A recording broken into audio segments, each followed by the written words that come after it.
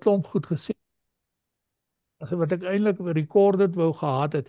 Maar goed, as ons nou net in gedagte hou dat hoofstuk 12 en 13 vorm die middelpunt, die mense amper kan sê, as jy nou jouself 'n rugbybal voorstel, dan is hierdie oopmaak van of die oopboek rolletjie en die twee getuies is die aanloop na na Openbaring en dan die blaas van die sewende trompet is die aanloop na Openbaring 12 en 13. En hoofstuk 14 en 15 is die afloop van die openbaring van hoofstuk 12 en 13. Hoofstuk 12 en 13 staan dus in die middel van hierdie geweldige groot troosboodskap wat die Here vir sy kerk van daardie tyd en vir sy kerk van alle eeue gee. En daarom is dit so belangrik dat ons hoofstuk 12 en 13 binne in hierdie konteks verstaan, sodat ons nie op loop gaan met rooi drake en diere uit die see en diere uit die aarde nie. Dit is maar net 'n openbaring van God se, ek is bang om die woord teenvoeter te gebruik, want God het nie eintlik in gelyke wat teen hom kan kom staan nie, maar van God se anti-God. Kom ons noem dit dan nou maar so, in die vorm dan van die draak as die anti-God, die dier uit die see as die anti-Christ en die diere uit die aarde as die anti-Gees. So as ons nou net 12 en 13 so in daardie konteks verstaan, dan is dit interessant dat dit vooraf gegaan word, direk vooraf gegaan word, deur die woorde van hierdie trompet wat geblaas word en wat dan die heerskappy van God oor die hele skepping openbaar aan ons. Vriende, en as jy dit vasgemaak het, dan besef jy, as 'n mens nie hoofstuk 11 se laaste perikoop lees, voordat jy met 12 en 13 begin karring nie, gaan jy met 12 en 13 klei trap. Daar is die eerste vraag daaroor nie. En dit is ongelukkig wat omtrent elke keer gebeur, wanneer veral jou sensasiebeluste predikers, wat nou nie eintlik regtig weet waaroor gaan dit in Bybel uitleg nie, dat wanneer hulle dan oor hoofstuk 12 en 13 begin preek en veral konsentreer hulle op die 666, omdat daar ons nou 'n klomp goed rondom 666 staan, wat hulle dan reken maklik interpreteerbaar is. Dit is juist nie maklik interpreteerbaar nie.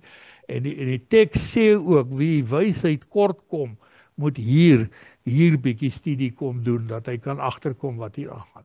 So vers 15, blaas die sewende trompet, blaas die sewende engel op sy trompet, en dan klink daar in die hemel luide stemme wat uitroep, en dan volg die loflied, die doxologie is die groot woord daarvoor. Doxa beteken eer, woord van eer. Die heerskappy van ons Here en sy Christus oor die wêreld het aangebreek, en hy sal as koning heers vir ewig.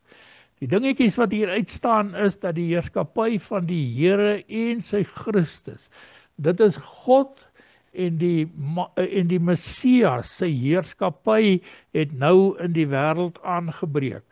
Verstaan mooi, hulle bedoel nie dat dit op hierdie moment in die openbaring gebeur het nie. Hulle bedoel dat die aanbreek van hierdie heerskappy sigbaar geword het in die tyd waarin Jesus geleef het, waarin hy gesterf het, waarin hy aan die regterhand van die Vader gaan sit, om vandaar ons lewens te regeer en ook vir ons in te tree.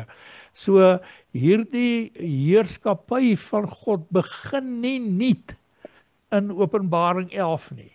Dit is maar net, nou word dit net vir die mense sigbaar, dat God en sy Christus oor die hele wêreld regeer en dat sy heerskappy vir ewig duur. Nou daardie woordjies vir ewig en ewig is verskriklik belangrik in die verstaan van hierdie gedagte. Want onthou tog, ewig is nie 'n tydsbegrip nie. Ons gebruik hom nou wel baie dikwels as 'n tydsbegrip om te sê 'n ding hou vir ewig aan, en dan sê ons eintlik daarmee dis 'n lang tyd wat hy aanhou. Of ons sê dit sal in die ewigheid nooit gebeur nie, en dan bedoel ons daarmee dat dit eintlik in die tyd nooit gaan gebeur nie. Maar onthou, ewig is nie 'n tydsbegrip nie. Daar is nie tyd in ewig nie. Ewig is 'n sirkel. Hy het nie 'n begin of 'n einde nie. Ewig gaan al in die ronde, aan mekaar, al in die ronde, al in die ronde, al in die ronde. Dit is ewig. En ons kan dus nie nou kom sê dat in Openbaring 11 vers 15 begin God se heerskappy oor die wêreld nie. Nee, wat ons moet sê is daardie heerskappy wat van ewigheid tot ewigheid geduur het, wat alreeds was tot waar ons nou in Openbaring is, en hiervandaan vorentoe net so sal aangaan. Dit word net nou bietjie sigbaarder vir die mense wat Johannes se woorde van die Openbaring hoor. En in hierdie verband is dit dan die 7 gemeentes wat getroos word. En as dit die 7 gemeentes is, en toe ons daar stil gestaan het, het ek gesê daai 7 is 'n volheidsgetal, so dit gaan dan oor die kerk van Jesus oor reg deur die eeue heen. Vir ewig en ewig kan ons daarvan doodseker wees dat die heerskappy van die Here en van sy Christus vir ewig en ewig as koning oor hierdie wêreld geskied. En ek en jy kan daarin rustig raak in die wete, ons God regeer. Al gebeur daar ook met ons goed, en daar gebeur baie dikwels met ons goed wat nie lekker is nie. 'n Kind word siek, 'n ouer sterf, 'n geliefde sterf, 'n eggenoot val weg. Dis slegte goeders wat met ons gebeur. Ons hou nie daarvan dat dit met ons gebeur nie.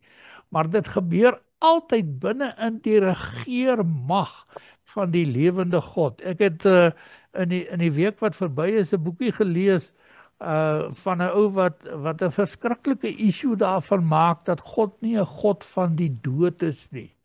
En nou haal hy al hierdie mooi tekste in die Ou Testament en die Nuwe Testament uit wat sê dat God die God is wat lewe skep. Maar hy los byvoorbeeld 'n teks soos Prediker 7 vers 14 wat sê wees bly op die dag van voorspoed, en as daar dan 'n dag van teëspoed kom, sien dit soos die een het die Here ook die ander gegee, sodat die mens nie sal weet wat vir hom voorlê nie. Die los hy uit. Hy los Jeremia 3 uit. Hy los Jeremia 31 uit. Hy konsentreer op die tekste wat vir God voorstel as die God wat lewe gee. En natuurlik is God die God wat lewe gee. Hy is na alles die enigste inherente lewende in die skepping. Alle ander lewe is van hom afgelei. Of dit nou 'n bloot fisiese lewe is, of 'n geestelike lewe, of 'n ander dimensionele lewe wat ons nie ken nie, dit maak nie saak nie. God is die enigste lewe, inherent lewende wese in die hele skepping. En daarom is hy die God van die lewe. Maar dit beteken nie dat die slegte goed, die swaar goed, die goed wat maak dat ons hartseer word, dat dit buite God se beheer en buite God se regeer mag geskied nie. En daarom dink ek, dit is verskriklik belangrik dat ons in ons harte hierdie ding vasmaak en sê, die heerskappy van die Here en sy Christus oor die wêreld het aangebreek, en hy sal as koning heers vir ewig en ewig. Hy heers reeds as koning vir ewig en ewig, en hy sal vir altyd ook vir ewig en ewig as koning heers. Die 24 ouderlinge in vers 16 doen presies wat die ouderlinge doen. Heel van die begin, vandat die ouderlinge aan ons voorgestel is in hoofstuk 4, is daar alreeds gesê, wanneer hulle vir God aanbid, dan sit hulle krone, sit hulle voor hulle op die grond neer, en hulle buig met hulle gesigte na die grond toe.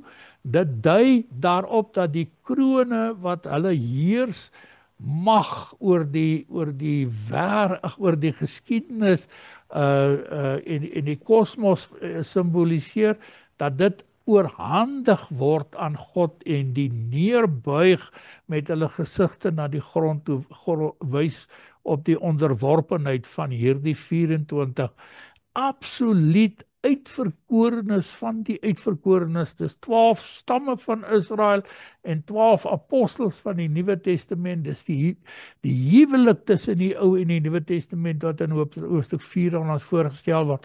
En nou kry ons dit weer, wanneer hulle nou vir God aanbid, hierdie God wat nou bekend geword het skielik as die God wat van ewigheid af tot in ewigheid regeer, wanneer hulle vir hom aanbid, dan val hulle ook op hulle gesigte voor God neer en hulle roep uit of hulle aanbid hom met die woorde: ons dank U, Here God Almagtige.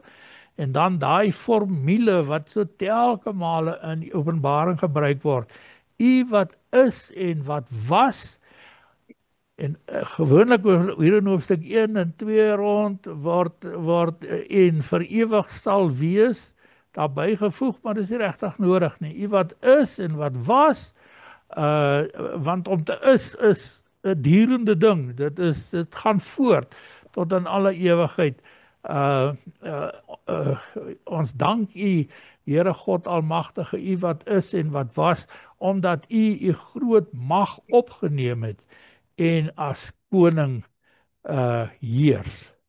So dis die twee lofliedere, die loflied van die hemel wat oor God se heerskappy sing, wat hom as koning ewig proklameer, nie koning maak nie, net as koning bekendstel. En dan die gebed van die lofgebed van die 24 ouderlinge wat dieselfde doen, wat sê dat hy die heerskappy nou opgeneem het en dat hy daardie heerskappy nou uitoefen om as koning te heers oor die wêreld. En dan gebeur daar 'n baie interessante ding in die teks, en by name in vers 18, vers 16 en 17 het nou hierdie gebed van die ouderlinge vir ons gegee, en dan vers 18 word daar die opmerking dat die nasies woedend was. En dit verwys nou weer terug na die twee getuies toe. Julle sal onthou dat die nasies toe die twee getuies uiteindelik doodgemaak word, toe juig die nasies en hulle jubel en hulle maak soos wat ons met Kersfees maak, hulle gee geskenke vir almal en hulle sing lofliedere en hulle is baie, baie bly dat hierdie twee getuies doodgemaak word. En dan wanneer die asem van die lewe weer in hierdie twee getuies, en onthou die twee getuies is die getuigende kerk van Jesus Christus, die twee olyfbome, wanneer die asem van die lewe weer in hulle inkom en hulle staan op, dan verval hierdie nasies in 'n onbegryplike vrees, wat maak dat hulle God agterna kyk, en dat hulle hierdie geweldige aardbewing ervaar, waarin hulle vreesbevange is, en uit dwang 'n soort van, dit is nie 'n opregte aanbidding nie, heerlikheid aan die God van die hemel betoon. En dan net die opmerking, die tweede ramp het verbygegaan en die derde kom nou. So die nasies was woedend, en dan die toorn van God, die woede van God, het teen hierdie nasies ontvlam, die bestemde tyd het aangebreek, en die oordeel van God word oor die dooies gevel, en sy diensknegte, en dan word die diensknegte baie mooi beskryf, dis die profete, die heiliges, en hulle wat ontzag het vir die naam van die Here, klein en groot. Hulle word beloon deurdat God die vernietigers van die aarde, en daai woord is Satan, daai vernietigers, die vernietigers van die aarde word dan vernietig. En dan gebeur die wonder van wondere. In Johannes 4 het Johannes 'n oop hemel gesien. En hy het die troonsaal van God gesien en julle sal onthou, en as julle dit nie onthou nie, gaan lees dit in die Bybel weer, lees die Johannes 4 teks in die boekie ook weer. Maar dit is 'n fantastiese gesig wat Johannes daar sien. En as hy as dit nou hier wanneer hierdie trompet afspeel, dan is daar weer 'n oop hemel. En nou word die verbondsark van God sigbaar vir die mense op die aarde. Vriende, die verbondsark is 'n baie belangrike komponent van die hele teologie van die Nuwe Testament. Onthou nou, die verbondsark kom uit die Ou Testament uit. Die verbondsark is daardie kus wat gebou is, waarin die twee tafels van die wet was, waaroor die gerubs geheers het of getroon het, en wat in die allerheiligste van die tempel in die Ou Testament gestaan het en wat met bloed besprinkel is wanneer die groot versoendag se offers gebring is en die hoëpriester daardie een dag in 'n jaar een keer in die allerheiligste ingegaan het. Dis nou die verbondsark. So in die Ou Testament 'n baie sentrale gedagte rondom hierdie hele verbondsgedagte. Maar en dit is baie dikwels een van die probleme waarmee die quasi pseudo leraars of verkondigers sukkel is om die verbond in die Nuwe Testament gevestig te kry. En Jesus self het by geleentheid gesê, ek gee vir julle 'n nuwe verbond. Nie 'n ander verbond nie. Ek maak die bestaande verbond, die ewige verbond wat God met Abraham gesluit het en wat oor die eeue heen sou strek, maak ek net nuut. Hoe maak hy hom nuut? Hy verander hom van 'n bloedverbond na 'n waterverbond. En nou hier aan die einde van hierdie openbaring van God in die boek Openbaring, voordat die anti-God aan ons bekend gestel word. Hier sien ons nou weer die verbondsark van die hemel, en die verbondsark kan dan is vir ons sigbaar, en ons sien dan God se verbond, daardie ooreenkoms wat hy met ons aangegaan het. Ek sal jou God wees en die God van jou nageslag. Daardie woorde bly net so voortbestaan deur al die eeue heen. En dan weer tipies kosmiese rampe, kosmiese magstekens, weerligstrale, dreenings, donderslae, aardbewing en groot haalstorm wat dan die aarde tref wanneer hierdie openbaring van God afgehandel is. Nou as ons nou oor 'n maand weer terugkom hiernatoe, ek dink is amper 'n maand, so ek dink is ten minste 3, mag dalk 4 woensdae wees wat ons nie by mekaar is nie. Ek het hulle nie so mooi getel nie. Ek het net eers gekyk wanneer ek weer hier moet wees. As ons dan daarmee begin, dan begin ons met die openbaring van die anti-God, van die rooi draak, of die draak, die indrukwekkende teken en dan die ander teken wat verskyn. Dan begin ons daarmee, dan sien ons in vergelyking met hierdie grootheid van God, wat tot nou toe aan ons bekend gemaak is, sien ons dan die ander teken, die groot vuurrooi draak met die vrou wat hy voor wie hy staan om haar kind weg te slurp. Maar daardie verklaring gee ek vir jou op 'n later stadium. Ons het so 5 minute, so 'n bietjie meer as 5 minute oor. Is daar vrae, opmerkings, gedagtes, asseblief praat met my, dat ons die gedeelte kan afgehandel kry.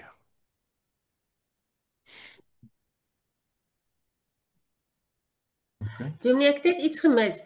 Die dier, is die anti? Die dier, kyk, daar's 2 diere. Die dier uit die see is die anti-kris, en die dier uit die aarde Die derde een van die diere is die Dis die antigees. antigees.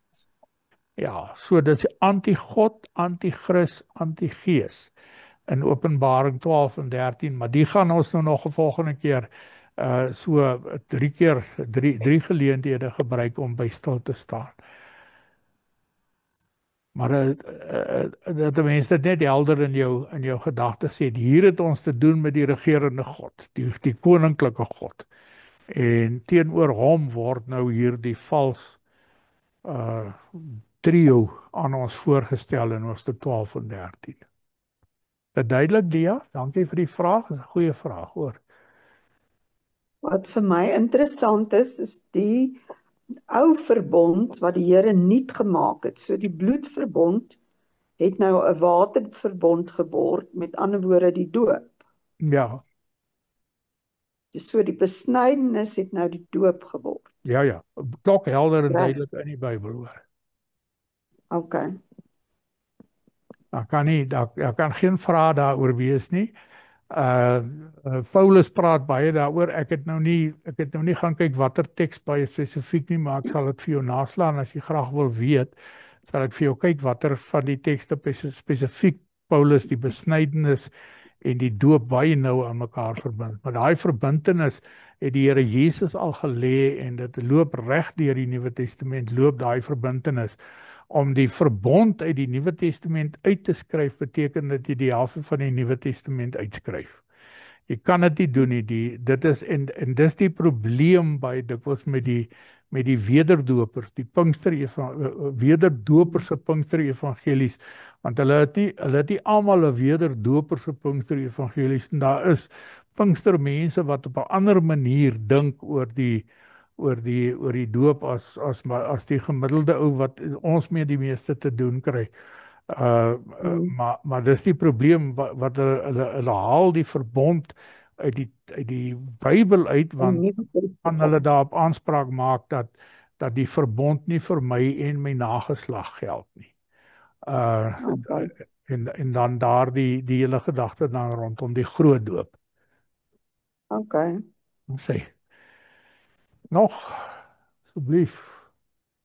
Nog so Dominee, amper. Jo. ek wil net gou weet, toe Titus saam met Paulus Jerusalem toe gegaan het. Hy was 'n nie Jood.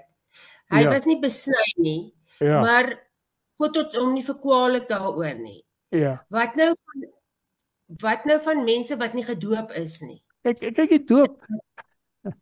die doop het nog nooit 'n reddingsfunksie gehad nie.